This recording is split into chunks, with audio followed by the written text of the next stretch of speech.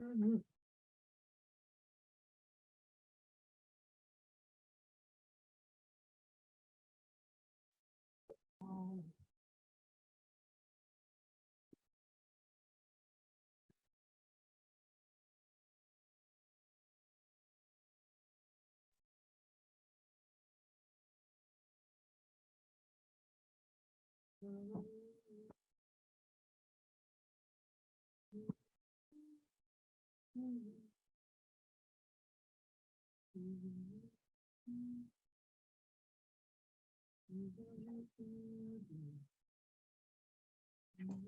Wait a couple more minutes for others.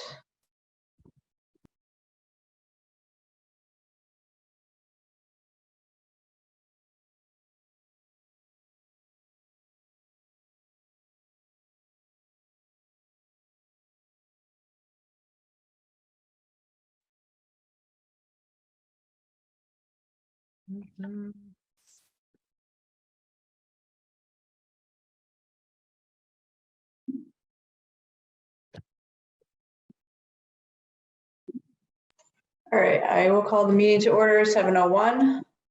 Do you have any public participation?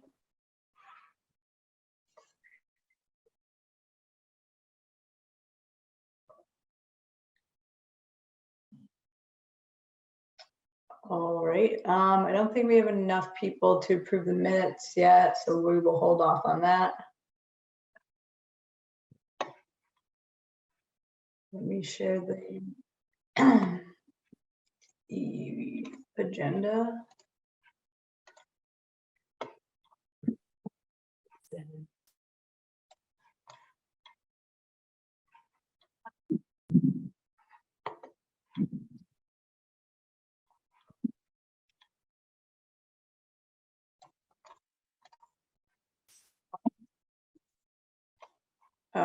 Okay. So we're gonna skip over the minutes because we don't have enough people to vote on them, I don't think. And item 4, so I wanted to open up a discussion on climate action planning and outreach activities. Chris and I met the other night to talk about this, basically next steps for the greenhouse gas inventory that we did, and how to, for one thing, just get more awareness about the inventory out there, and also kind of what do we do next with it, which most towns have created a climate action plan and greenhouse gas targets. Yeah. Huh. Oh, sorry. I didn't realize I was unmuted.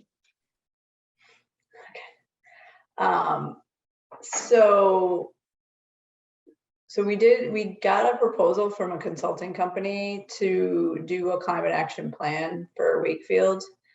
And we previously worked with them on the municipal vulnerability preparedness plan that we did a number of years ago.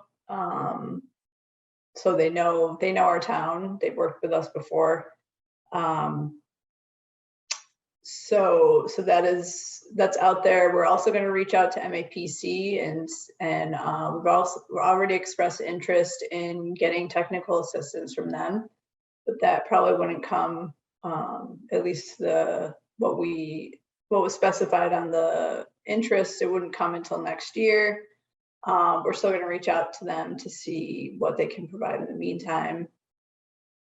So just wanted to kind of open up the discussion on what people think as far as outreach activities or thoughts on creating a climate action plan. Melissa, can you explain what you see is a climate action plan? Is that a defined entity or is it whatever you want to make it? I don't know exactly what you mean. It's basically, we decide on a greenhouse gas target. So for example, the state's greenhouse gas target is net zero by 2050. So we can, that could be our target. We could create, interim targets as well. for every 10 years or so. And then basically map out all the different ways we're going to get to that target in the plan.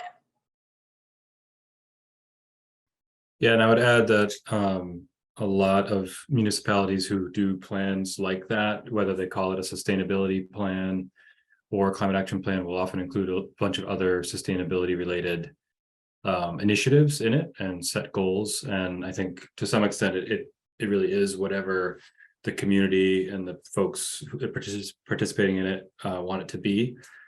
So it is a bit flexible in that regard. But yeah, I think the probably the main thrust of it is in terms of the climate action part of it is emissions reductions targets and strategies to support those.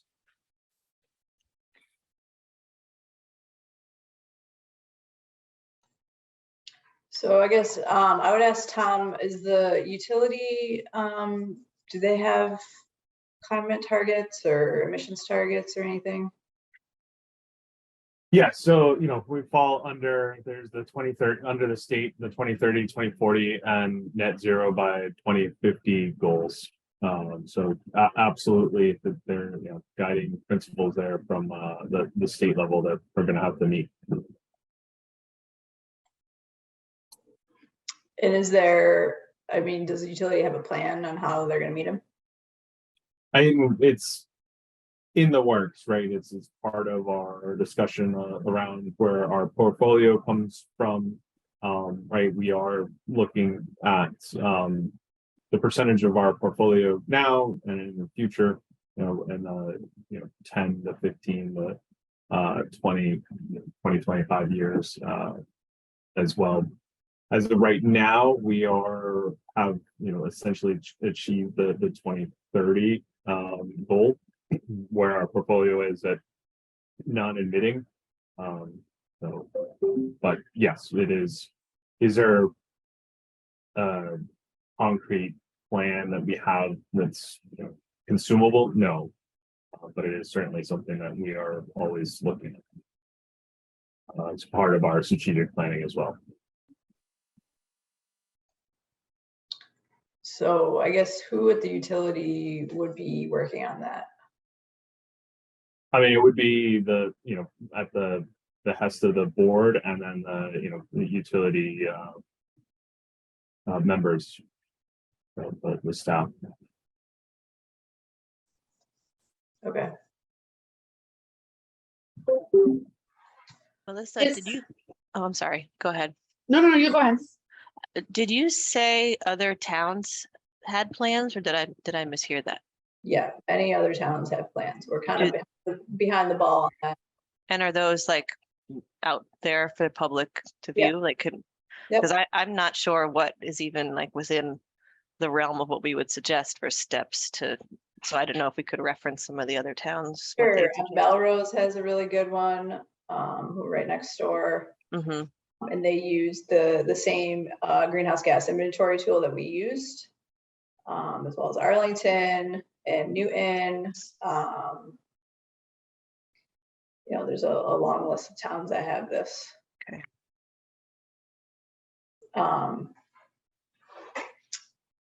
So as far as like outreach activities, I actually just got an email from the Melrose Sustainability Manager. They're having an electric vehicle showcase this Saturday at the high school, where they're just going to have people from around town bring their EVs and like have them out there for people to look at and answer questions and that type of thing. And all are welcome from other towns, just so everybody's aware. But I'll send around that email.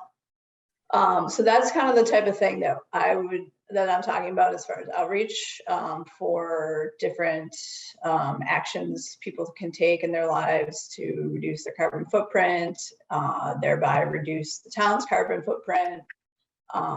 So another idea that has been done in other towns is similar to the showcase for the EVs, but it's more like opening your house, like open houses, as far as, if you have solar on your roof or you have heat pumps or EVs or whatever, kind of opening up your house for neighbors to come by We could have like a dedicated day where everybody kind of opens their house for that, or we could do it by, you know, if we want to do like an EV day or a heat pump day or something like that. But I think it's a good way of, you know, talking to people that have experience with these things, feeling more comfortable in doing it yourself, seeing that your neighbors are doing it, meeting people, etc. What are people's thoughts on that? I think that's a good idea. That's interesting. Would there be like a representative, you know, from, you know, a vendor or something that would be able to answer questions too, that could maybe join if there was an open house? I don't know. Yeah, I mean, we don't want to necessarily like sponsor Right, one. it's right. You don't want to show preference to one vendor over another, but something vendor neutral. I don't know what that would be. I mean, we could definitely, you know, have a list of vendors at the different houses. But Yeah. we don't want to really like, support one over the other. Yeah, that's fair. That's a good idea though. I like it.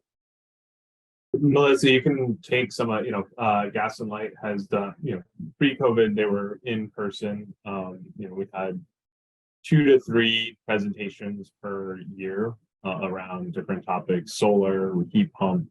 And you know, obviously focusing around the incentives and rebates and programs the Gas and Light has. I think there was one around installation as well. And typically Gas and Light was there, a contractor to answer technical questions. And I think the latest heat pump one, Abode, who is our consultant. So any customer can, you know, it's a requirement to get the rebate to, you know, work with the consultant. They're vendor agnostic, and they'll look at each and individual home or business for heat pump. So one of the things that we've discovered with heat pump is every installation is, you know, fairly unique, and everyone's situation is different, and different needs and requirements need to be met. Yeah. So, you know, you can follow kind of a format like that as well, and you know, have a homeowner or two to answer, you know, their experience around the process that they did. You know, why did they do it? How did they, you know, how did they select their contractor? Questions, challenges, what went well, what didn't went well. You know, their experiences afterwards and as well. Yeah. So is the utility, you said they were doing something like this, but they're not? Yeah, so we haven't had an in-person one since COVID. They've been virtual since. You know, all the past ones, they're all recorded. They're up on the website if, you know, folks want to, you know, consume and kind of see how an event like that, you know, took place for ideas, and, you know, potentially replicate that as well. You said the events were at people's houses, or there no? No, I mean, there was never, you know, a showcase of it, a heat pump. Like I did a presentation, actually prior to getting on the commission, that was at the Americal, with a focus on solar as just a, you know, homeowner here with solar. The solar installer was there, and the utility was as well, and so we've kind of done that go forward. But yeah, there's been a couple at the library, and then since COVID, they've been virtual. Okay. Yeah, I mean, I don't know, like, what's better, kind of formal at someplace like the library, or informal where it's just like come to people's houses, you know, talk to your neighbors type of thing. Yeah, I don't know what would get more participation.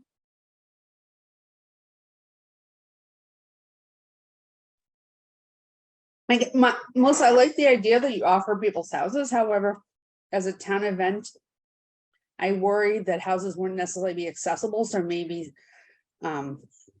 potentially, unintended, discriminatory for people's participation in it. Never mind questions of planning of traffic and things like that. Yeah, And I'll turn my video back on when I'm stop eating dinner. Sorry. it's okay. I mean, obviously, we would encourage not driving your car around town to be, reduce the carbon footprint to get to people's houses. Ideally, we would kind of locate the open houses like scattered around town so that, people can, wherever they live, hopefully get to one pretty easily. Is it possible to do something? I'm thinking of like a walking tour I did once in Rochester, New York, where, if we could get like a few houses on a block Yeah, that happen to have a couple of different things, then you could have everybody park in a central location and walk to 3 houses or something. And I don't know. yep, that's definitely, and could be a good idea.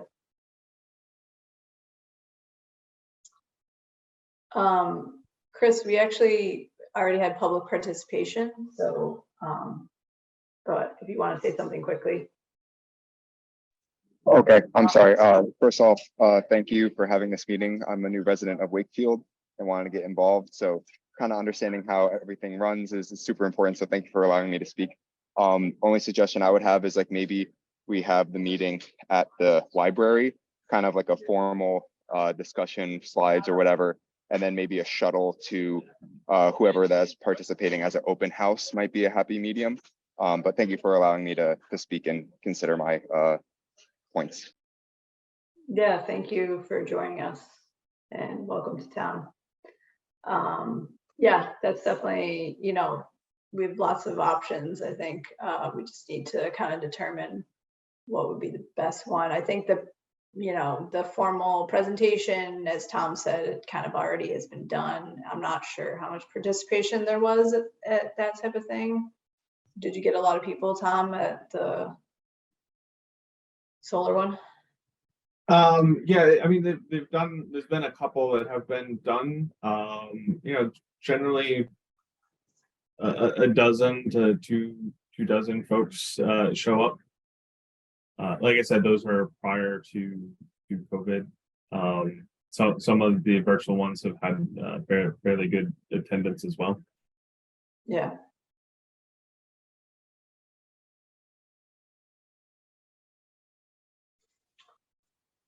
Okay.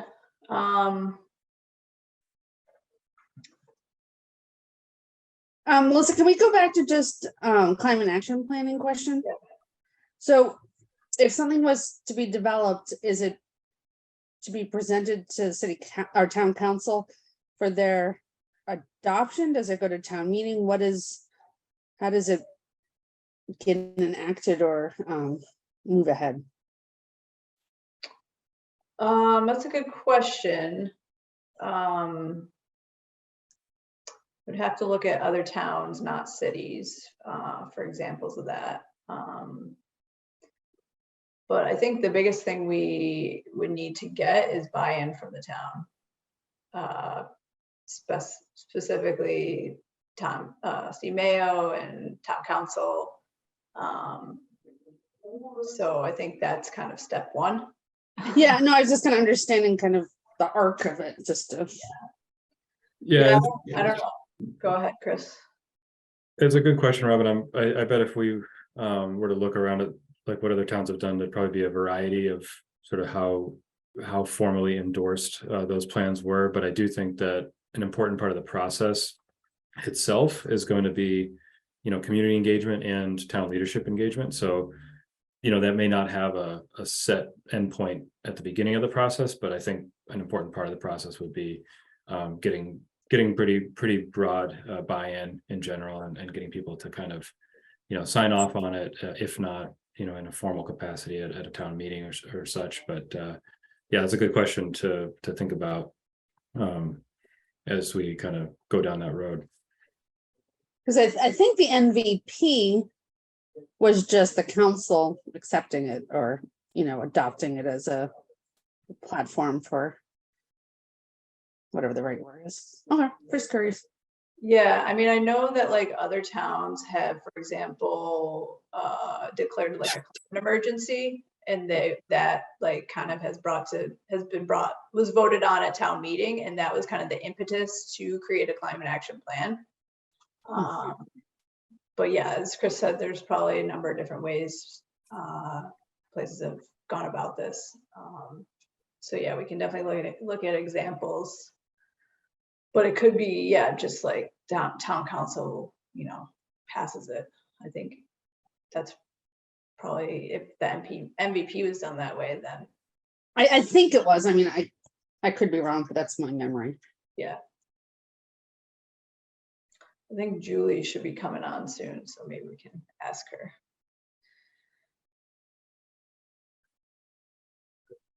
her. We do have quorum if we want to go back to Okay, item sure. 3. Yeah, let's do that.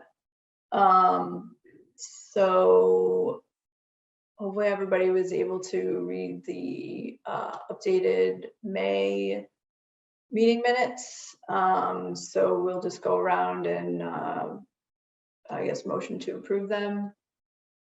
I motion. Second, All right. Stefan, Yes, approved. Lillian, Yes. Chris, yes, Tom, Yes. Robin, Yes. Christina, Yes. Anne. Yes. Yes, okay, minutes are approved from May. All right, so going back to item 4. And I don't know if any of the DPW has had any discussions about this type of thing. I know that you guys are heavily involved in the green community work for municipal buildings, but just curious if you guys are talking about this at all. So we've been talking about it, yes, a little bit. Right now, those the beginning of construction season for us, so we've been a little crazy on the roads and that kind of stuff, but it is on our agenda.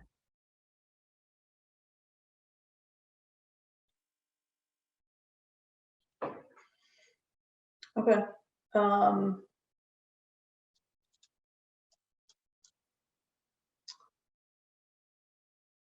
I guess any other thoughts on, I guess one thing that we were thinking about, just like more education about, kind of the greenhouse gas inventory, and hopefully everybody knows about climate change by now, but maybe something, how does a greenhouse gas inventory and your carbon footprint, all those type of things come together, tying to the wildfires that we're seeing and the extreme weather events and that type of thing. I know that, for example, Sean Cash, who was on the ESC previously, he just gave a talk at the library about climate change and our food. So, different crops that are impacted by climate change and what the future is for those. So we could do something similar and find an expert to come in and give a similar talk about, climate planning, greenhouse gas inventory, anything we think would be useful for people to understand, to kind of get the ball rolling on moving forward with the climate plan. Can I ask, I feel I'm not quite sure the right protocol here, but was there at some point like a readout that I just don't know where to look for the GHG inventory itself? And I kind of think also just to know what's included in this case, because there's the town itself and the work that the town does and the facilities and the business, the actual operations, and then the town people and homes, and it sounds like those are all inclusive. So to kind of understand what the breakdown is a little better, whether that means we, is there just a meeting previously with a video to watch or documentation? Yeah, so we presented, Chris and I presented the greenhouse gas inventory a few months ago before you guys joined. In March, yeah. So if you go on our website, you can watch that meeting, and I can also send you the presentation. That would be lovely. Thank you. They're also attached to the March 9th meeting notes that are posted online. Oh, okay. Even better. Thank you.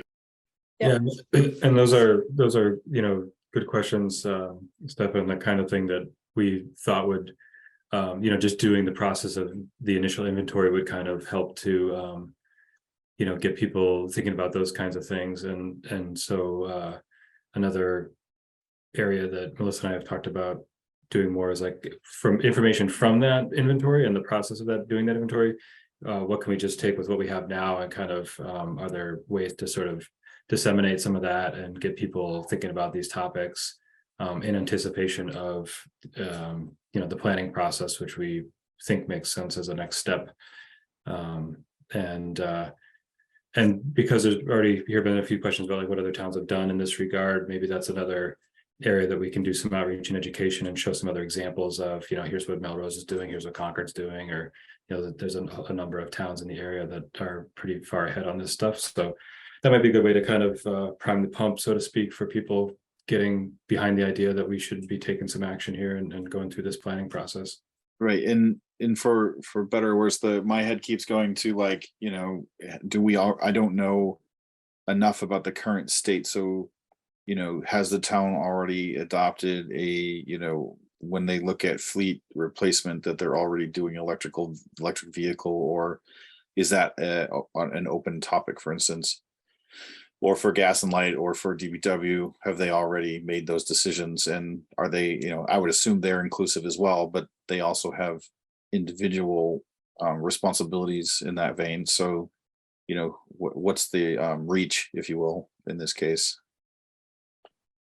So Stefan, as part of the green communities, all of the departments had to sign or agree to a vehicle policy. While for example, gas and light doesn't necessarily fall under the town, in the town structure.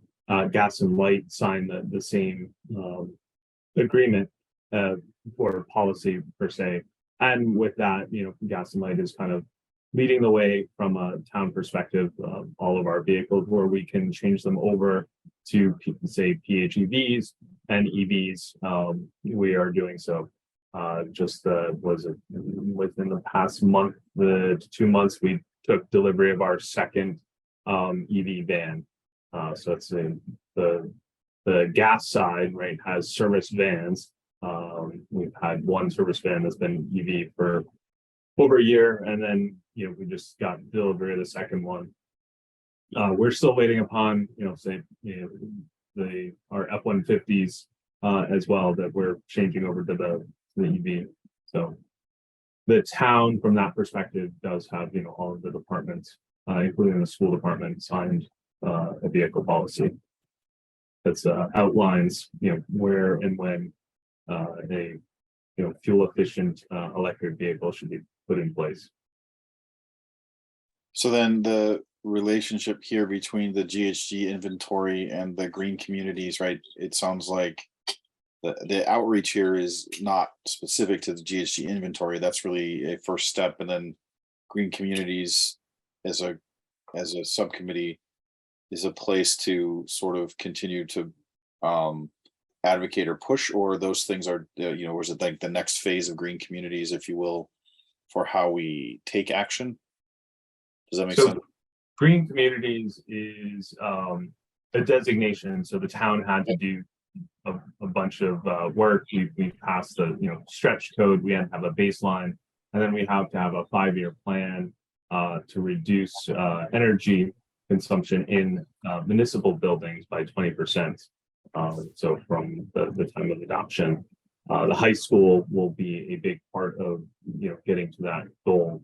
I see, the greenhouse gas inventory as a benchmark, a place to start to see, where we can make reductions, where we can make improvements. One of those things that working towards is right. So we have this energy stretch code, but the Department of Energy released the optimized specialized opt-in code, which extends that further for new construction and various pathways to make those buildings net zero energy efficiency, which is something that needs to be codified and adopted by the town for new construction. Will need to follow that from a code perspective. Gas and light, we can make our energy net zero, but if the buildings are not electrified, then we can't drag them along with cleaning up the grid and removing carbon from the grid. So the parts and pieces of the puzzle that need to be fit together. Yeah, the Green Communities is focused on municipal buildings and just energy reduction, not emissions reduction necessarily. Okay, that's okay. Key point. And then, so I guess it sounds like with the GHG inventory now, sorry if I'm just kind of echoing back things I've heard because I want to make sure I understand. Yeah, no problem. So at this point, then it sounds like the next best step is to talk to a couple other towns, and then, as you said earlier, was to engage with an additional maybe consultant within the town to basically look at next steps, what to do with our benchmarking. So yeah, the greenhouse gas inventory it gives us a baseline to start with. So where are we at as far as where are emissions coming from? They're mostly coming from vehicles and buildings. So, from there, we need to take some, initiatives to reduce the emissions in those categories.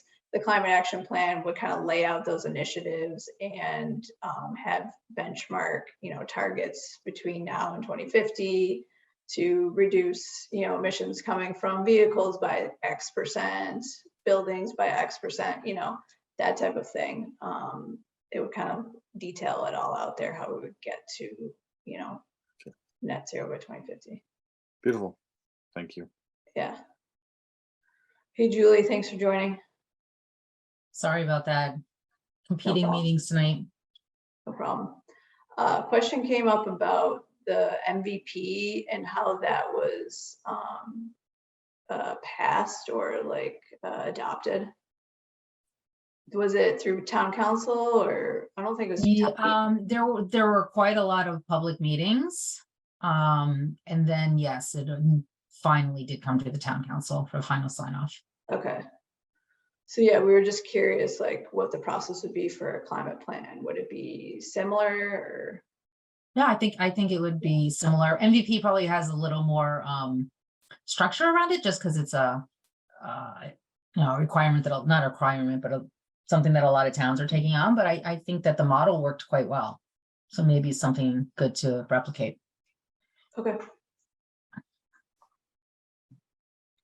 Yeah, we're just talking about kind of next steps with the greenhouse gas inventory, creating more education outreach to the community, having outreach events about the inventory and climate change. So that was kind of what we've been talking about. Sorry, my video keeps freezing.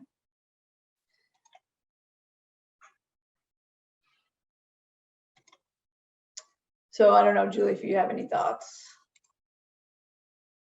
I think it's a really great way to kind of educate. We're certainly doing a lot on the municipal side because of green communities. But it'd be nice to, I will say when we were doing green communities, people came to us and said, this is great. We would love to have some guidance on how to do it kind of on a personal and residential basis. It would also really raise a lot of awareness around things like opt-in stretch code and other things that we might be able to take action as a team, as a town to do. So you said you you had like forums for green communities? Yeah, so there were a number of forums. I remember we can go back and look at it. I know that like we had some student forums, and then I think we divided people into different groups. I think there was like municipal and there was business. I know there was a forum with business owners. And it was all facilitated by KLA, which I think you guys are talking to. Oh, you're talking about the MVP.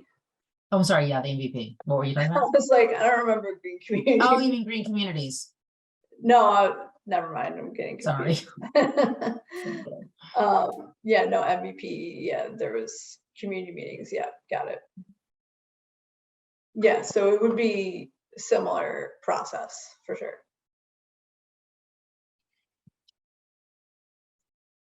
One of the other questions that Melissa and I were talking about was, who would we kind of need to be involved from a town staff perspective to be the lead on something like this?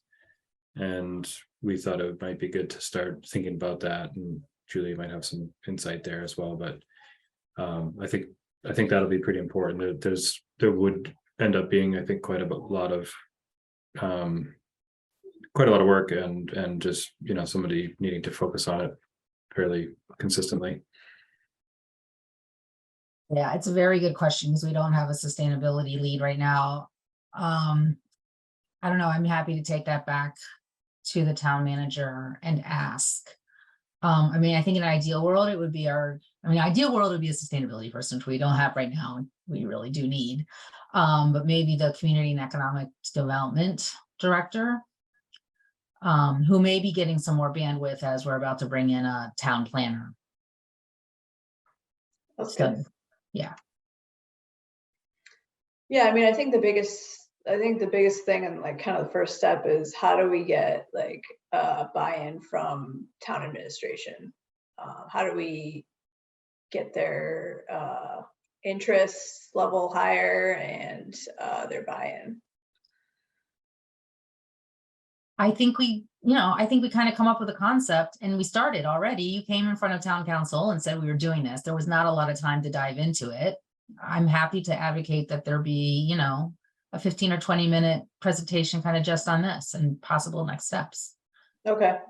So you think it would make sense to come back to town Yeah. council and just focus? Yeah, I do. I think we kind of glossed over it, partially because it was a really busy meeting. Yeah.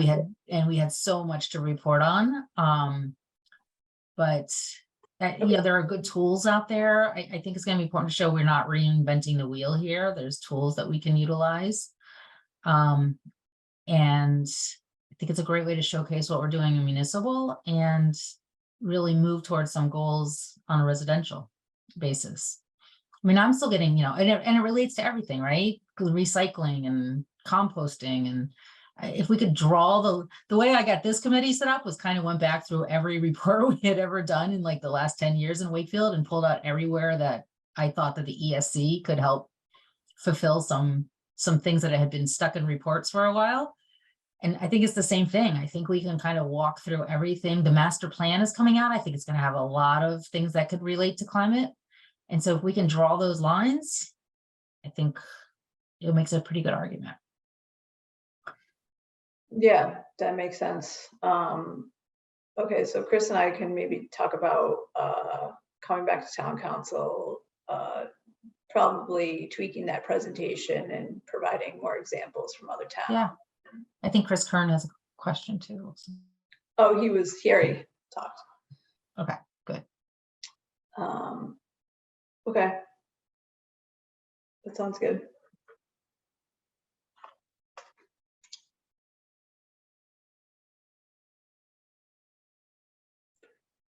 Anybody else have questions, comments on this topic?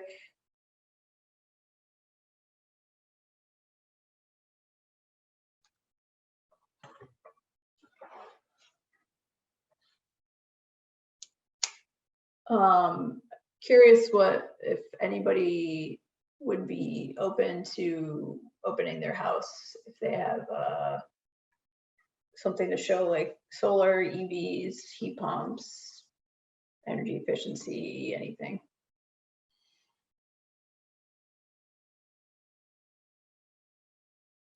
I mean, I don't have much. I have EV. I'm welcome to show that. Yeah, I can definitely show my heat pumps. I have solar panels and EV as well.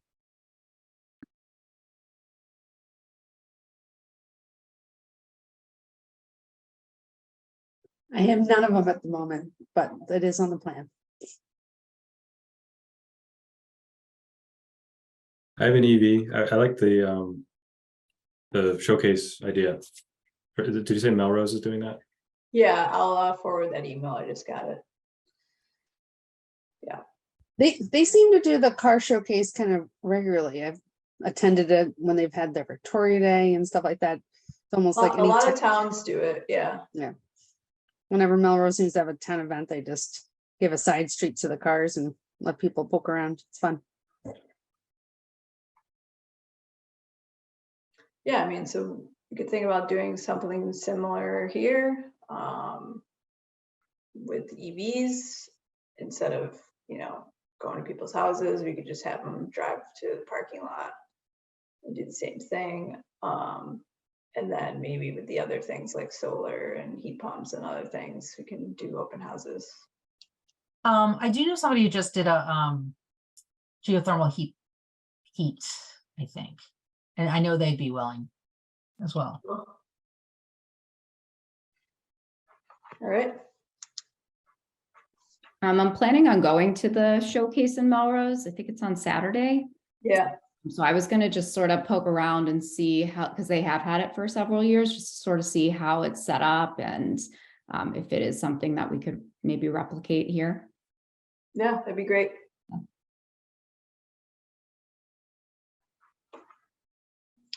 Especially since the utility has incentives. Could definitely get more awareness about those. Is there a lot of these things, I think they tend to be biased towards people that already self-select in this direction in terms of like outreach to people.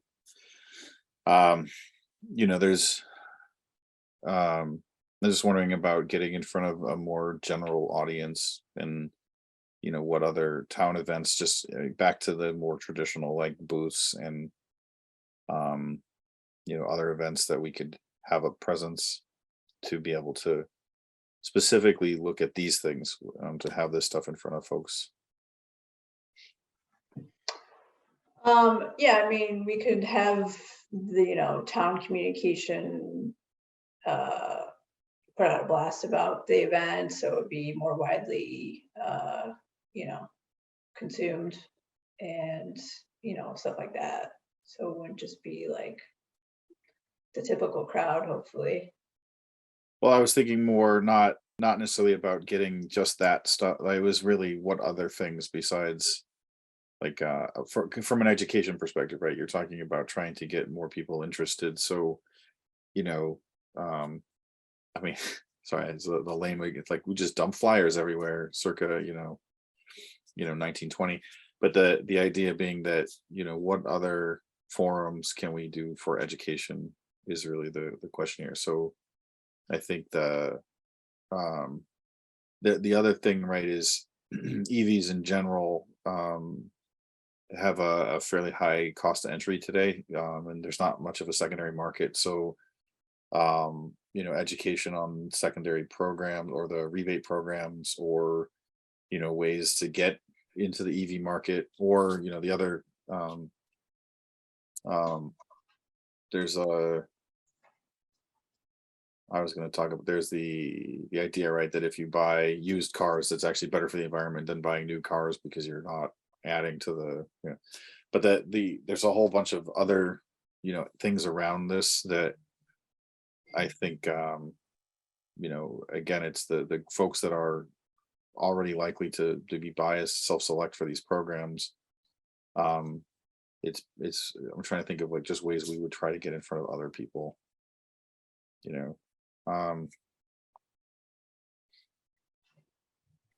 You should join the education subcommittee, sounds like. Agreed.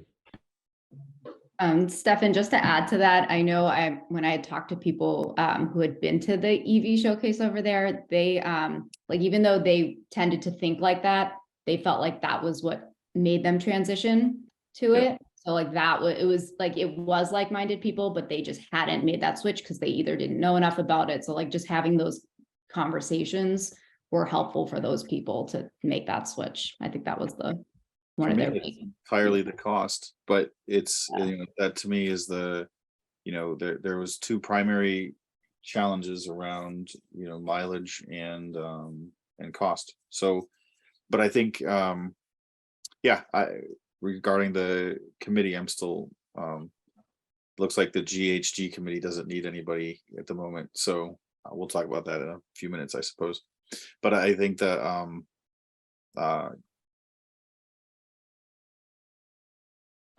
just trying to think through like what are the other types of opportunities. In terms of like reaching out to the other towns, is that something that's fairly easy to get started? Like, do we have the contacts for each of the different communities? As far as the climate plan or the outreach activities or? The climate planning stuff, yeah. Yeah. Yep. Can definitely do that. I mean, I'm in touch with the Melrose sustainability manager and can get in touch with, I guess, more specifically towns than cities, because we have different operations, Right. ways of doing things. But yeah, definitely. I mean, if you have any people that feel free. But yeah, we can definitely get started on that.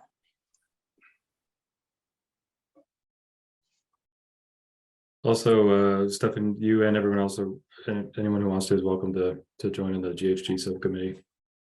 Yeah. I was going to actually suggest to Chris and Melissa, maybe we combine the GHG and the green communities.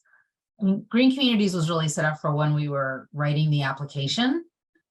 And now we're implementing. And I do think, even though I know we just said that it's not specifically a greenhouse gas program, I do like thinking about it like that. Yeah. So. Sure. Well, that simplifies things for me. Those were the two committees I was going to. Oh, Stefan. So yeah, you're good. So. Yeah, I mean, we definitely want to stay aligned for sure. So I think that makes sense. We can do that. Right. Okay. So it seems like we have some good next steps here. So anything else on item 4 before we move forward?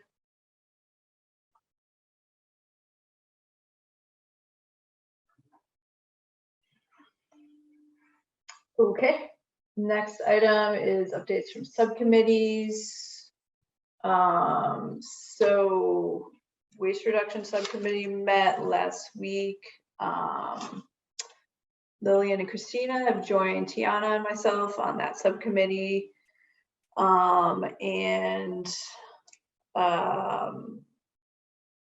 We started food rescue at the Dole Bear actually this week. So there's kind of a pilot going on there for the rest of the school year, which is only a couple weeks. The principal wanted to test it out before rolling it out for good next year, but it seems to be going well so far. And even the first day, the kids got it right away. So I think it'll be no problem doing that going forward. And as I said last meeting, composting is going to be coming to some, if not all, schools the next year. So, it's good that we kind of have food rescue and composting kind of set up, at as many schools as we can. So, what else? We talked about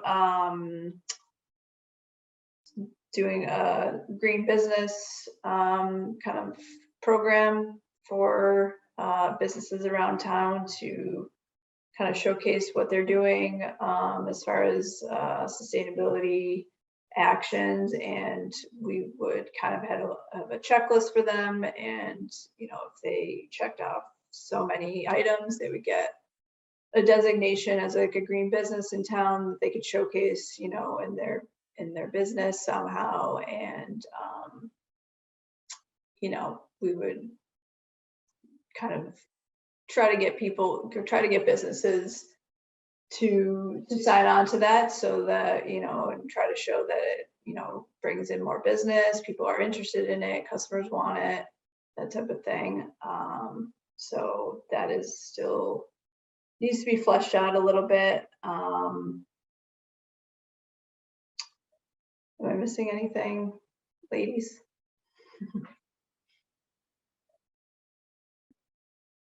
We're still working on the recycling at the multifamily. That's still a work in progress.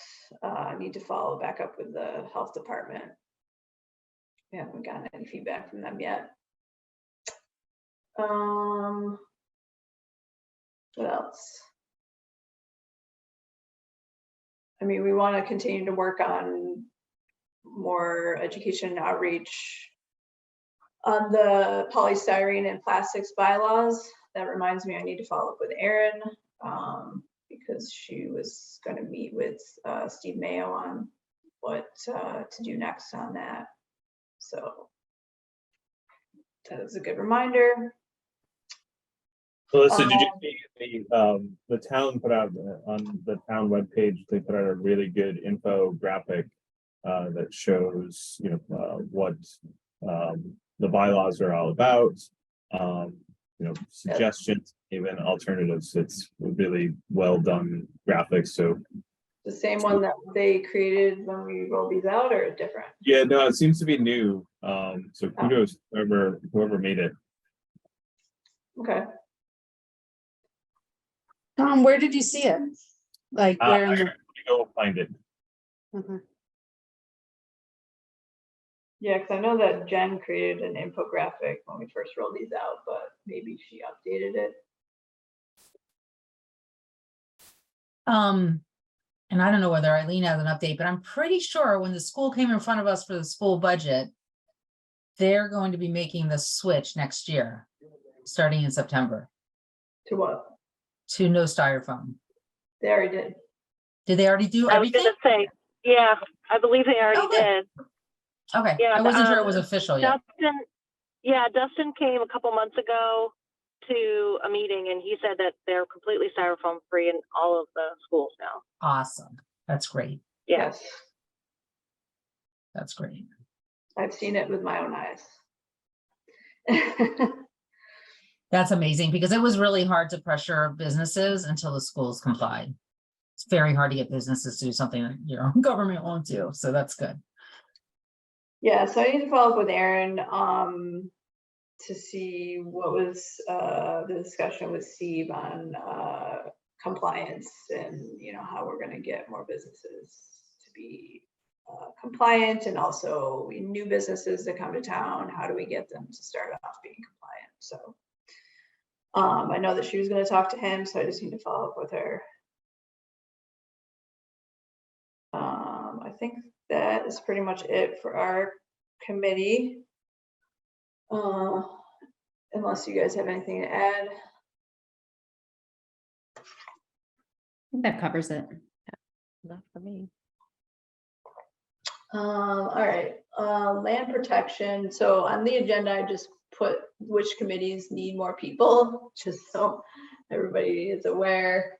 Because Julie, you're the only one in land protection, right? I am the only one. Land is definitely not my expertise, but yeah, if So, anybody wants to join me, please do. yeah. We do have some public input that's really great on there. People who have been involved in conservation. And Sean Cash used to be on our committee, is staying as our representative on the open space plan that's ongoing right now, but love to have some more people. And we have not met. Okay. So anybody who's interested, talk to Julie, and you can join more than one subcommittee. Buildings is just Robin. So I think people know Northeast Vocational School, the Conservation Commission has not granted them a notice of intent. Next steps is they will publicly publish or issue, I guess, their ruling on it, and the school has a opportunity to appeal it to the state. There's certain deadlines they have to meet in order to file that appeal. Without having Concom's approval, I don't think they can do any work, but I don't know that for sure. I did kind of go through their project website, given what's available on it. Months ago, they thought at this point they would have already had months of, blasting, tree removal, and steel would start this summer. So as far as I know, not a single tree has been cut, not a single blasting.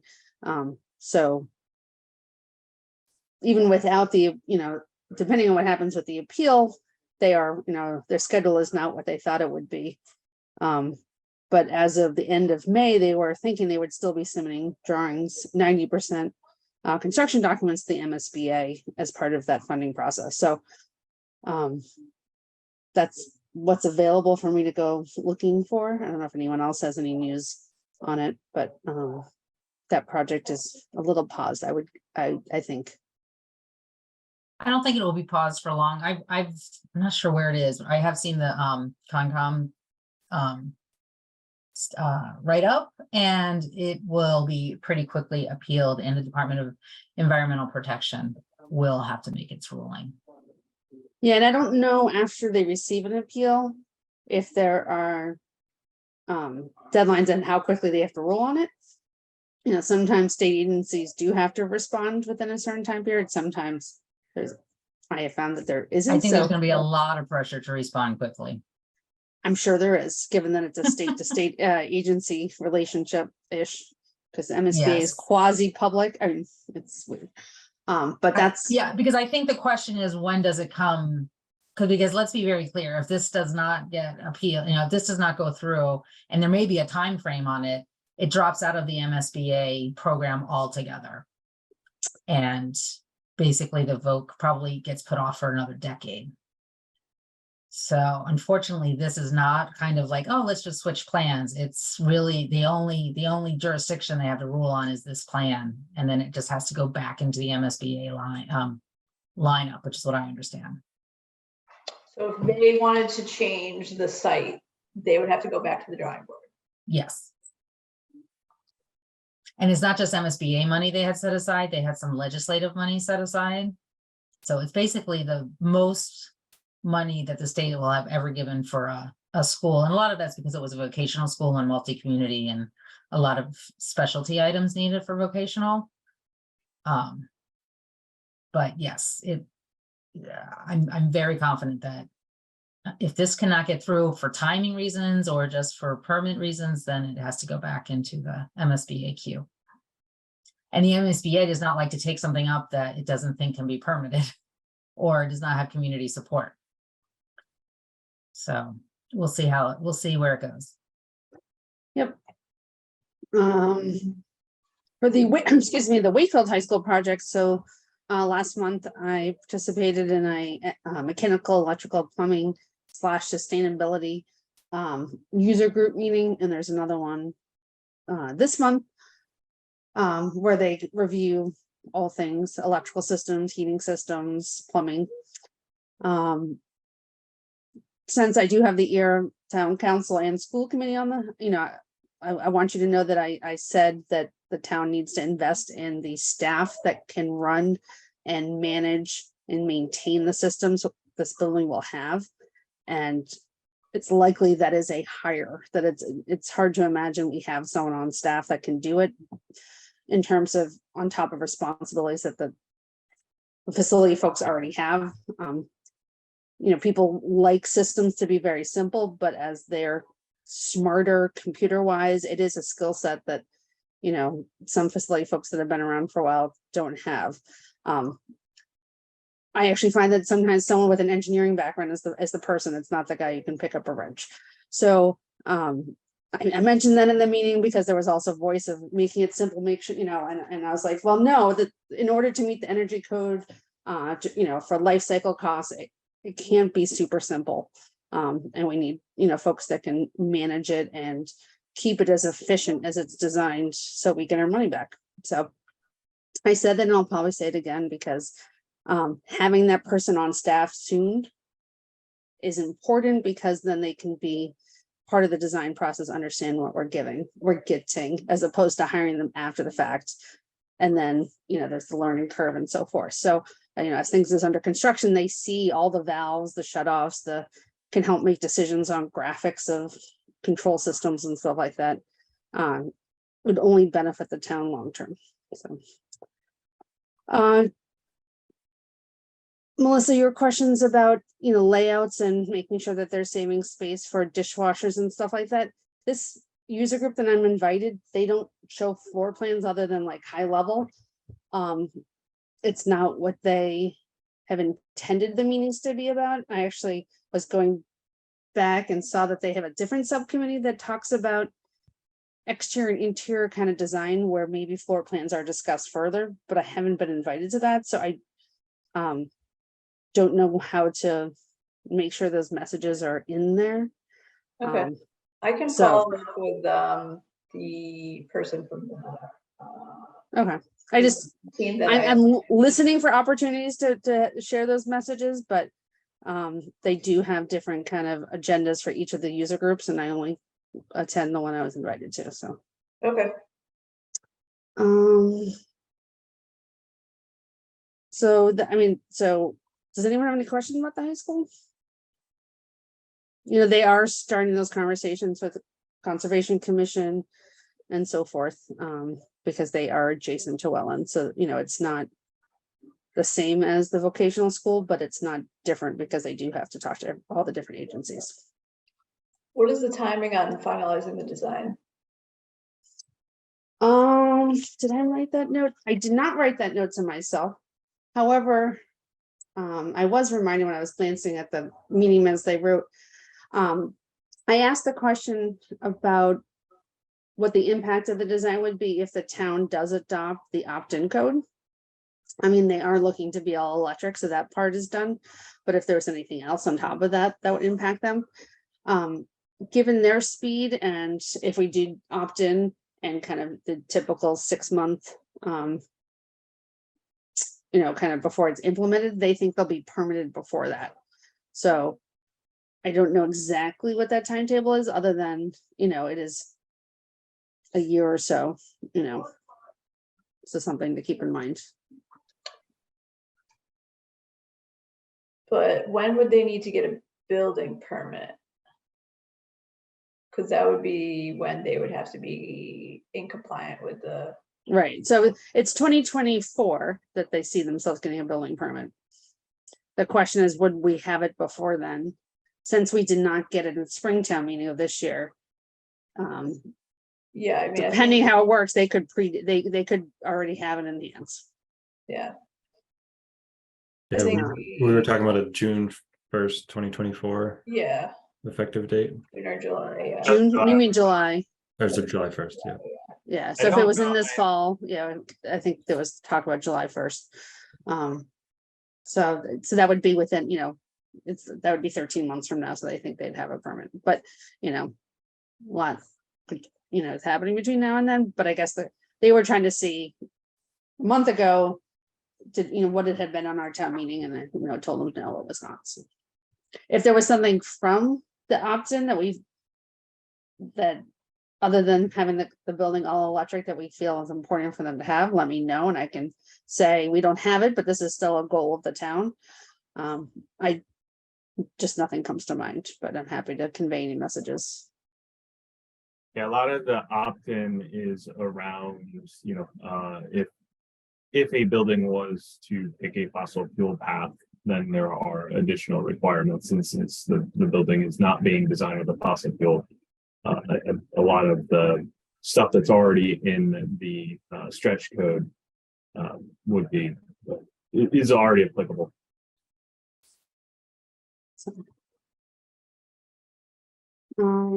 So that's what I have for buildings. Okay, thank you. Next is volunteers. We don't have anybody. If anybody's interested in taking that on, let me know. Greenhouse gas inventory, we already cover everything. Chris, I don't know if you have anything else to add. Yeah, I think we pretty much covered it on item 4. Yeah. So yeah, thanks for everybody's thoughts, and reach out if there's more thoughts on that and anybody else wants to participate in the subcommittee. Yep. And then green communities. The only thing I have to report is we did get notification on Tuesday that we received the $189,000 grant that came with the green communities. So that's being used for energy efficiency upgrades at town hall. And let's see, just have it open. Town hall and a couple of other places. We as part of that 5-year plan to lower our energy, we have a whole laundry list, and we basically are just going down the list. And so this will let us do some low-hanging fruit to improve efficiency. So that's awesome. That's all I have. Great. Julie, around that, and this may be, kind of tied into the combining of greenhouse gas inventory and green communities, and even building efficiency. But some things that I'm seeing, which I think DPW is doing a great job, but putting into policy when we replace a roof on a municipal building, automatically doing putting out to bid with the roof replacement solar where it makes sense, right? At we've already done the assessment and inventory of the solar potential of all of the buildings, but how do we formalize that as part of the process, and getting that in, as when the roof goes into for a capital budget. I think, and Anne, correct me if I'm, so DPW is a holder of the capital budget, and then we do have a capital planning committee. So probably what we need to do is work it into that process. Yeah. And then, tying on to that, right? So, either process or policy there also, with the green communities requirement of energy reduction, looking at when mechanical systems need to be replaced, and making sure that, if moving some of those mechanical systems, heating and cooling to heat pump where makes sense. Water heaters, are we looking at, hybrid heat pumps, more efficient ones? So just kind of that beneficial electrification of the buildings as, again, capital. Yeah, not plan. replacing with fossils, essentially. Yeah. We know, right, in the last town meeting, we just approved a chiller for Woodville. But, I'm assuming Woodville is also going to need a new heating system at some point. So maybe instead of doing just the chiller, but looking at, retrofitting Greenwood as with heat pump instead of, doing business as usual. And with Woodville being electrified, it potentially could also participate in the energy part. And certainly there. Yeah, no, I think it's a very good point. And I think there's some education to be done with the capital planning, but I know that Joe and others are thinking this. And Tim O'Brien, I guess, is the facilities person at the school, is excellent as well. So I just think we need to kind of keep the pressure on and bring that up. Yeah, exactly. And I would say, makes it easy if it's part of our, where in the process it's part of a policy or part of the normal process. It's another reason I like the greenhouse gas idea, because we're going to tell residents that when they're ready to replace their heating or air conditioning to think about this, and then we need to be showing that we're doing the same thing. Absolutely. Lead by example. Yeah. Tom, I think it was in the winter, I attended a capital planning meeting. They didn't know what to do with me. They never had a public person attend to one of their Zoom calls. But I did ask the question if they go into it with any sort of criteria, period, and then do they have criteria around sustainability goals? that isn't how they've worked to date, as they kind of explained to me, that they have departments come to them with their list and then they kind of prioritize. So I don't know if we could get them to create a, a criteria. But Joe Conway was on the call and he does kind of create that kind of criteria and focus as much as he's able to. So it may be more at the department level where we can encourage and, if the town did make a policy, that'd be great. Isn't that what the MVP? I was just gonna say, this is exactly what the MVP is supposed to be doing. MVP, and I don't know if it's something that this, body can also help, in conjunction, working within the framework of the MVP, putting those pillars in place for the departments to kind of reference against when they need to, make changes. And, while they're making the recommendations to the capital planning of what they want, but they've already gone through that checklist that's, rooted in the MVP and anything from sustainability, renewable, and beneficial electrification as well. I hate to throw this, Chris, on the greenhouse gas, but now that you've got me as the green communities person there too, maybe we kind of battle this MVP. I don't know where else it would really fit, but I definitely think even just, and it's, I don't mean battle, but I think there's just some awareness raising around it. Yeah. It's gotten a little stale, and I'm sure that the capital planning, not when they're in the depths of and capital planning is an appointed committee, but they really only meet for like 3 months in the heart of budget. But one of their early meetings, we might be able to go and just give a little update on it, something like that. So I don't know, maybe are they the only people that we would want? I mean, when we want to talk to, oh no, we want to talk to everybody, and we did do a session with all like committee chairs and heads of departments when MVP was approved, but it's been a while now. Okay, so they didn't introduce it to their processes then? I'm not sure. The other place to do that, and Eileen will be there as well, is there's a big tri-board meeting in October when the town council and the finance committee and the school committee all get together and we start setting priorities around the budget. And that's that's a place where you have a lot of people in the room to say, yes, we're going to be talking about budget, and we expect the MVP to be at least the checklist, here's some 10 simple questions let's ask ourselves before we make big investments. Yeah, maybe Julie, with that, the MVP, maybe just re-education, right? Like since the MVP has been put in place, we're now a green community. So just kind of what does that mean? What thing, to keep our designation, we have goals that we have to achieve. And I'm apologize to anybody, we're like talking in acronyms. It's municipal vulnerability program. Preparedness. And maybe we can work, I think Jen McDonald could maybe come up with a really good infographic on this. It's really not, it's not like a huge report you have to go read. It's a couple of questions that really we should be asking ourselves before making big investments. So maybe it's a checklist that we ask people to kind of keep on their desks, or Well, it really shouldn't just be on people's desks. It should be intertwined with the way that we conduct business and processes within the town. Right. I mean, I think it's as simple. I said this, we had our kind of town council strategy meeting on Monday night. To me, it's as simple as when we hold an event to say that there's a way to get there on public transportation, right? It's just some of those simple things, like how can we make really simple statements that might, have, help people be less heavy on the climate or on the planet. So I think it's really going to be up to us to kind of push in different ways, and less in kind of a mandated way, and more in let's get this into our DNA. Let's make it so that it's the thing we all ask. Yeah.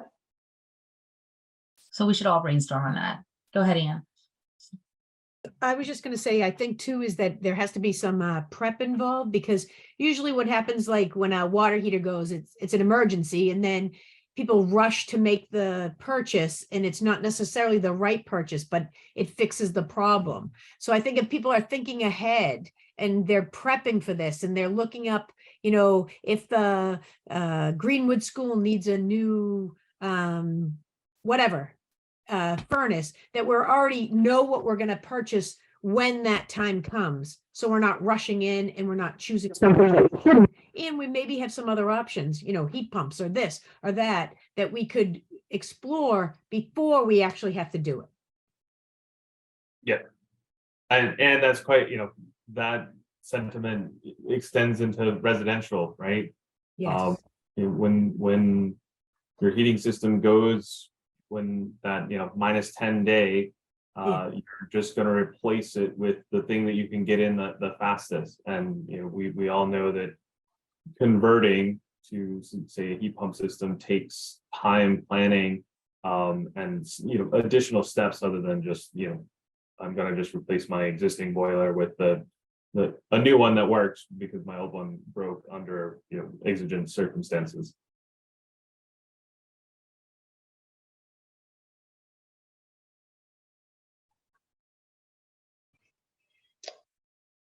All right. Yeah, so I think for next time we will merge greenhouse gas inventory and green communities, and we'll all come together as a happy family. Lastly, community education. I know Tiana's not here. William, I don't know if you want to give the update. She did email it to me. Yeah, I can give the update. Okay, awesome. So we talked about how the in-person event about food and climate at the library went well. The MRF tour was really great. And we have interest in doing it again in the future. And we also were talking about potential in-person topics. Tiana brought up the similar topic that we were talking about a kind of ask a neighbor style event about EVs and solar panels. We also talked about Black Earth compost facility, possibly a tour about that. Something about invasive species, maybe some kind of pollinator garden or a bird walk, but we're very open to any other ideas that you all might have. That's great. Yes, the MRF tour was a fun, dusty time, looking at everybody's recyclables. Did you, William, what was like one surprise that you learned on it? I would say probably the most surprising was just the machines that were separating all of the with like the little air jets. That was a pretty cool thing to see. And then also the glass breaker stuff. So yeah, just looking at how everything's kind of moved throughout the process and separated, and there's human intervention, but there's a lot of machines, so it's definitely an interesting process. Question about that real quick. Is that something, is that appropriate for kids or is that an adult only thing? There Like young was kids? a kid there. I don't know what the age limitation would be, but there was somebody in second grade there. Second grade, okay. I've been there with fourth graders. Okay. Yeah, Just and I wondering, know really that one of the science coordinators for Galvin, who was on the tour, she was looking at doing more of a student focused tour, but that would probably be older. But yeah, I think it's definitely be appropriate for elementary. Elementary, okay. Thanks. Thank you, William. Do you have anything, you or Eliza have any updates from the student groups? not from my end, I don't believe. I don't have any updates either. Okay. Eileen.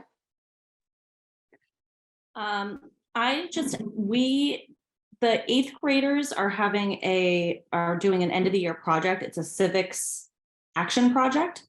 And so they pick a topic and then they will email, town council members or school committee members about an issue in town and that they want to fix or that they think should be fixed. And they have, it's all part of this really great project that they have. And I've gotten 2 emails in the past week about recycling at the Galvin. And so I'm not going to, the emails are pretty lengthy, so I'm not going to, if you guys want to, check them out, you can, or whatever, I can snap some pictures or whatever. But Feel free to send them to me. Yeah, I'll sum it up for you. Both people said that, well, one said that they see the recycling bins, but they're not used, and that they're putting paper and all sorts of stuff that's in the trash that should be in a recycling bin and everything. And one person said that they haven't seen any recycling bins. So I know that there are some at the Galvin, so I don't know if they're just not in plain sight or if there's not many. So and- yeah, there's paper recycling in the classrooms, and then Okay. there's a big recycling toter in the cafeteria. Right. But the issue is it kind of like sits on the side, and you know, we tried to do education and stuff around it. There was some start and stops of the recycling throughout the year. So we've been trying to think of a way to kind of get more interest in education. We had talked about doing like a waste audit at the Galvin to get kids more aware of, you know, the different composition of waste there and how much could be recycled or composted or trashed. Yeah. We didn't get any kind of approval to do that yet. So we're just kind of thinking about things we could do in the fall at this point. Yeah, absolutely. Because that was, I think it was in one of the emails. One of them didn't really have many solutions. One of them had a few solutions, which was some more education and how you know, where to put what and what recycling bin and, you know, all that. So it was pretty neat hearing from the kids and and a little eye-opening that they're not using it. I think they were probably referring to the recycling bins in the class, and that maybe the papers aren't going in the recycling bin like they should be, and they're not going in they're going in the trash. And I didn't really see too much about like the lunch area. But that's kind of I've been focused more on the cafeteria. Like I haven't really looked in the classrooms, but I do know that there is paper recycling. And I've seen like there's kid volunteers that are taking the paper and putting it into the recycling dumpster outside. So yeah, like I've seen that is being done. I just don't know what it looks like in each classroom. Yeah. Okay, cool. Well, I mean, if you guys want to look at doing something in the fall, just let me know and I can talk to Doug and see what's possible. Yeah, I mean, I've been working with Tim O'Brien a lot on this, maybe looking at different waste bin systems that makes it a little bit easier for the kids to kind of do everything all in one place. But yeah, definitely forward those emails to me. I would like to see what they say. Quick mention about the civics project, because I know that Wakefield High also did that, and there were multiple projects for sustainability. And the one that I was on, I'm not sure how much this pertains, we spoke with the town architect who was working on the new Wakefield High School. And I think we talked about getting a pollinator garden made there along with it. I'm not sure like what stages of like truly development that is, but he seemed to be very receptive to that. To the new high school? To the pollinator garden in the new high school. Robin, get on Yes. that. That's actually, so this is the challenge of how they set it up. There is a user group just on site design. So my guess is that would be fed into their purview. But yeah, there's no reason why a small portion of that large site can't be dedicated to pollinator plants. They do also have a hope for some roof space that may be planted as well. So, you know, you may see pollination opportunities at different levels. Not to say you guys can't put a, you know, request for, you know, beehive somewhere too. That would be cool. That'd be pretty cool. Bat boxes. That's my. All right, is that all, Eileen? Yeah. Thank you. Anne. Just finished up our RDP grant. I ran it by Gail and she had a few additions. So I'll hopefully finish it up this weekend and submit it on Monday. I'm excited. She thought it looked good. potential that we'll have a few more points than we had last year. I think last year we had 13 and this year we potentially might have 15, which is great because each point's worth $1,300. So that's good. And what grant is this again? I missed that. It's the RDP, so it's the recycling dividends program through the DEP. So it's usually annual. It goes in conjunction with the small grants. So they, depending on the size of our community and how many points we can rack up, depends on how much money they'll give us. So last year we got 15,400. I'm hoping to get 18 this year. Did you include some of the stuff that we're doing? So it was very helpful. The talk at the library helped us towards a point, the schools. So what I thought we should do is I would highlight things that I thought in the grant that we could potentially get next year and share it with this group the next time, because there are things that I think we could certainly get. One of the things was like a op-ed in the newspaper, and you have to get 6 points. So if you had 2 of them, that would get you towards that 1 point. So I thought I'd share it the next time we meet, just some of the ideas if people were willing or thought they were interesting. Yeah, definitely. And then we're working on a metal dumpster. We had a little delay in getting the dumpster, but I believe the dumpster will be here soon. So we are going to put a metal dumpster at the pit. People can drop off for free without a permit. Items like small tools, pots and pans, copper wire, faucets, hangers, things like that. And they'll be able to drop them off, it'll be next to the cardboard container. And we're just hoping to get those things out of, I think a lot of people just throw those in the trash. I have a faucet. I'll just throw it in the trash, and we're hoping to get those out and also generate. It won't generate much money. It'll probably be a wash, by the time we get it over to Everett and get it weighed and whatever, but it's much better than paying the $96 in the trash tonnage fee. So where does it go in Everett? There's several places, but one of them is called Scrap It, and they'll take metal that's not sorted, so they'll take all types of metals in one. So if you have aluminum, copper, or whatever, they'll take it. You just don't make as much as not sorted, but we feel like it's worth it to get, a pot and pan out of there. That could be 3 or 4 pounds every time. Okay, so will there be guideline, of what that dumpster will accept, and what's considered good and what's maybe even more importantly what's considered bad and to not put in there? Yeah. So currently we're trying to work with the scrap company, because I'll just use Christmas lights as an example. So the wire and the Christmas lights can easily go into but the bulbs can't.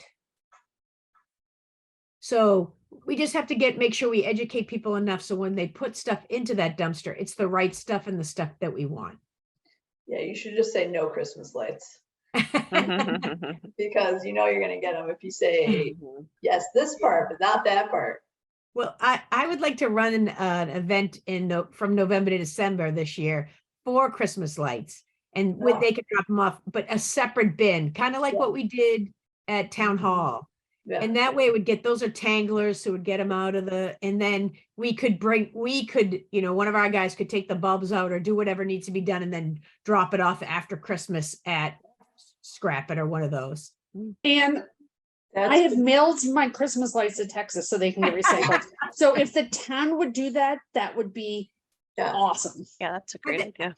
I think it's a good one. I think if we give people lead time, they'll know. So if they're buying new ones in October, they'll save them for us. If they take them down at Christmas and they no longer like them, they could put it into the bin. That would be awesome. Yes. Yes, please. And that's about all. So when is the metal dumpster going to be open for business? My guess would be like August 1st. We had a special order one so we could have the sides open, so people, because it's hard, the bigger the dumpster, the harder it is for people to get stuff into it. So we're looking for one to go walk in. Awesome. Thank you. Julie? Not a whole lot going on. I was late tonight because we were having a public meeting on the bicycle pedestrian plan, which has been underway for almost 2 years. So this was the final meeting. So that should come to town council, and that will look at expanded sidewalks and bike lanes and whatnot. So that's super exciting. Like Eileen, I have an email box full of emails from Galvin Middle School asking about things like bikes and plastic bottle bans and plastic bags. And I always love this time of year. I always have to remember to write back before school gets out. But I I'm think sure there's going to be some in the ESC mailbox when I look at it. yes, I bet there will be some in the ESC mailbox. I will copy you on some of these. So I think that's all we have. I already reported on green communities. We're essentially kind of starting a new year with a new town council and a new leadership. And I'm hopeful we're going to get a lot of our things through. So if people have ideas or want to speak on something, just let me know. Yeah, I'll definitely get with you, try to see timing for coming back there this summer. And Jonathan is the new president. Jonathan is the new chair, and Mike McLean is the new vice chair. And I think, is Tom still on? I'm the new liaison to the light department. Oh, awesome. I had not heard that news. So counselors take liaisons to most of the committees. So I'm the liaison to the light department and to the youth council. And I'm still on the 40A, which is the MBTA communities committee. And you're staying on here. And I'm staying on here because Thank God. Okay. Awesome. Last but not least, Tom. Right, I totally have FOMO. I have not received any emails from any of the students. Must mean you're doing a great job. I guess so. We can definitely pass some to you if you feel like you're Yeah, do pass them over if appropriate. First, that's Field. I don't know if folks have seen. Gas and Light is working, almost completed. All of the field lights are being replaced with LED.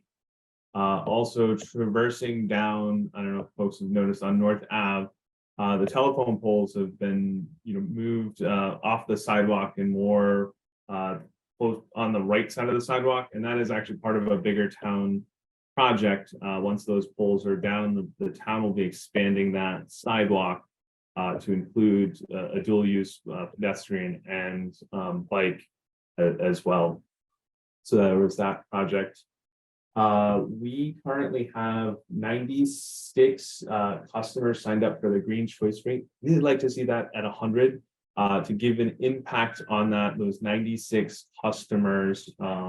Year to date, it's just over 180,000 KWH that are considered 100% non-carbon emitting, because those folks are on that rate as well. And then the last update is Gas and Light actually has an opening. One of the commissioners resigned because they moved out of town. The deadline is actually tomorrow at 12:30. So if anyone is interested to be considered for an appointment for that remainder of that term, it's due 12:30 tomorrow to Sherry Dalton, resume and cover letter. How much of that term is remaining? It's actually on my cycle, so we're just short of 2 years. So it's a great way to get experience without having to run a campaign first. Yes. And what's the timing on the North Ave project? I know the town had asked us, their last check, I think there's 2 poles removed. I think the town wanted to start, ASAP, but I don't have timeline. Maybe Julie's aware when. Is this is the expansion of the sidewalk? Yes, on North Ave. Yeah, I think all the polls have been moved to the right and we're starting this summer. So it's imminent. I think there was 2 polls left. Verizon was still on 2 polls, and I know that they were diligently working to get them off. So the remainder of those 2 polls should be down. By the Yeah, I was on a call yesterday with the farmer's market and they're expecting that to be pretty dug up by, early summer. Yeah. So that's the other thing I should mention is that the farmer's market is having a bike valet this year. The youth council is working with the Safe Streets Working Group. And so we will have bike racks there that you can put your bike on and lock it if you want, and they'll give you a kind of a valet tag. And so we're gonna have the best parking in town at the farmer's market. It's gonna be on bike. Nice. And that's the kind of stuff I'd love to quantify greenhouse gases on. Yeah. So And I was just gonna go back to the North Ave project. We have to wait for the parade. oh, you're Parade right. must go yeah, I through and forgot. then we can begin work. Well, July 4th will be here and before we know it. Yes. That's very important. Can't disrupt the parade. No. You can't disrupt the chairs that come before the parade. Let's be serious. True. So the sidewalk's gonna be extended and there's gonna be a raised bike lane, basically. I don't think it's gonna be raised. I mean, it's might gonna know more. be, the sidewalk's gonna be half bike, half pedestrian or something. No, there's gonna be a 12-foot, I think it's a 12-foot, I just got off the call on this, right? I think it's a 12-foot sidewalk. And then, yes, there will be a separate bike lane and should be a protected bike lane, I believe. I'd heard that it was protected, but I'm not 100% definitive on that. Yeah, I'm pretty sure the town council asked that it be protected.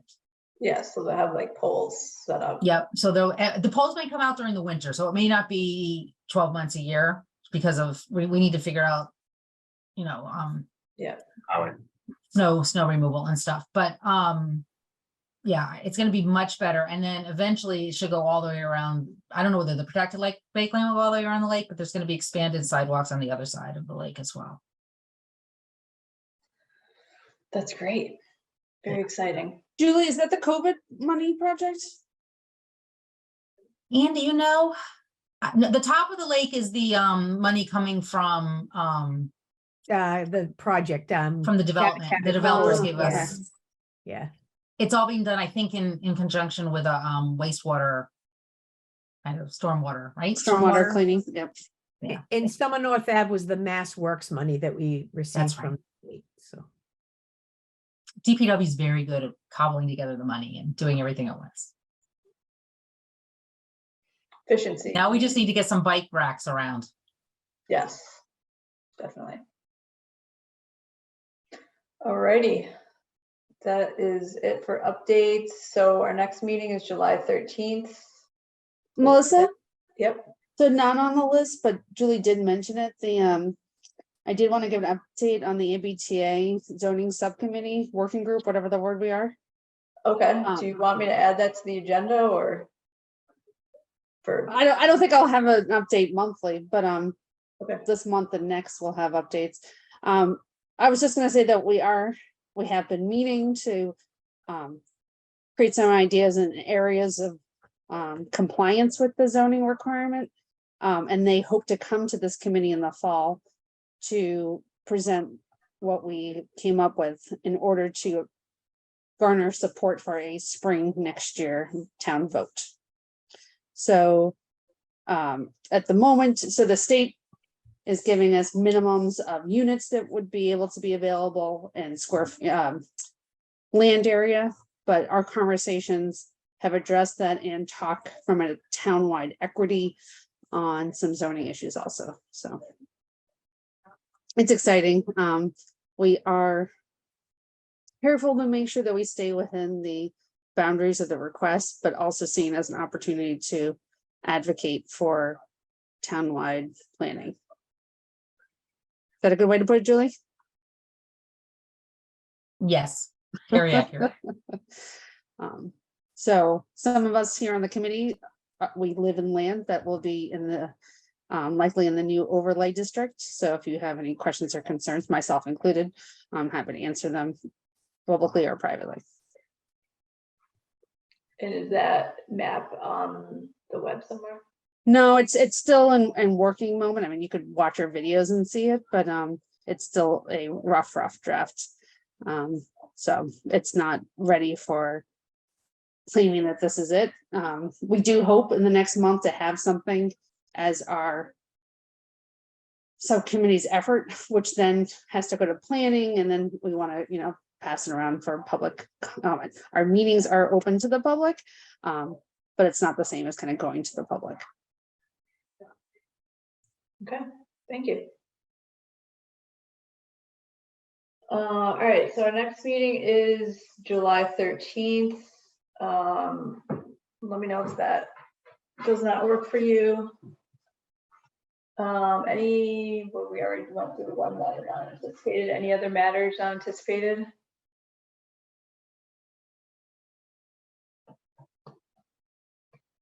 All right, motion to adjourn. And motion. Second. All right, Chris,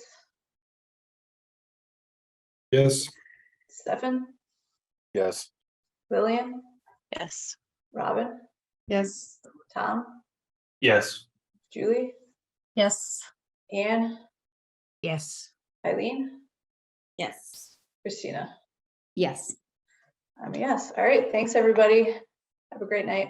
Thank you. You Bye. too. Thanks. guys. Good night. Thanks, everybody. Bye-bye.